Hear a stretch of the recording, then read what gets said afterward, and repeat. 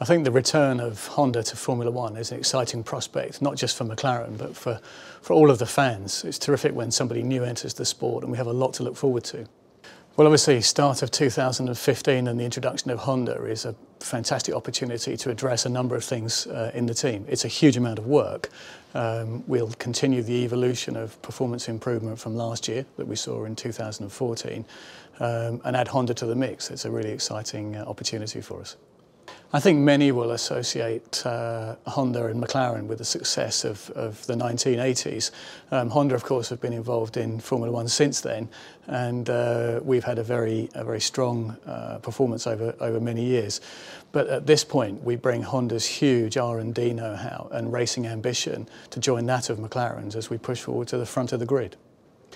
Under the current technical and sporting regulations, with the new power units that contain a tremendous amount of torque from the battery systems as well as the V6 engine, being able to manage that and give the driver controllable delivery of power is quite a critical factor for these cars. So all of the teams, and ourselves included, will be trying to make sure that the car is very drivable. So our aerodynamics, our power delivery, our management of the electronic system, which is complex, all has to be tuned into a sweet spot. And two world-class world champion drivers is a great place to start with that.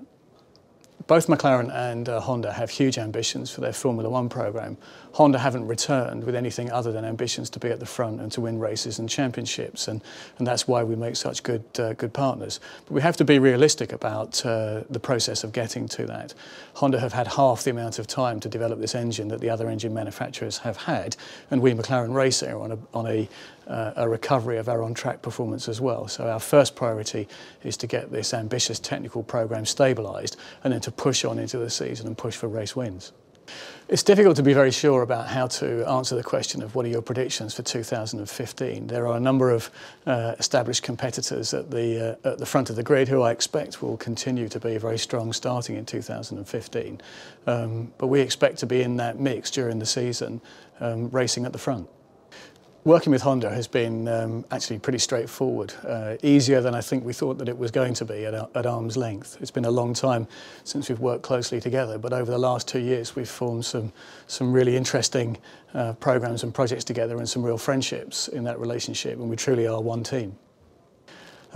Working at the front, Formula One is a demanding business and a demanding sport. Any fragility in reliability, any faint-heartedness in the drivers, any lack of competitiveness in the chassis team, and you're exposed in front of millions of people. So it's a very tough sport, but we have what it takes and we know what it takes to be able to win championships in this season, and that's what we're going to start working with Honda on. So I'm confident that we can get back to the front. I'm confident that we have everything that we need to get the job done. Yeah, I think we're all excited about the driver lineup for 2015.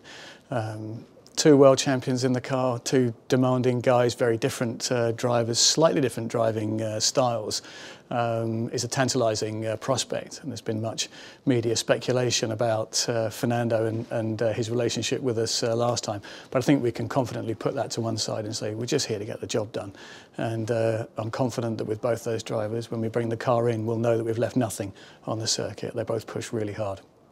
Kevin's obviously disappointed not to get the race drive, but then I guess if he looks in the mirror and shaves in the morning, he'll know that he's been ousted by two world champions. That's a reality. He has to deal with that.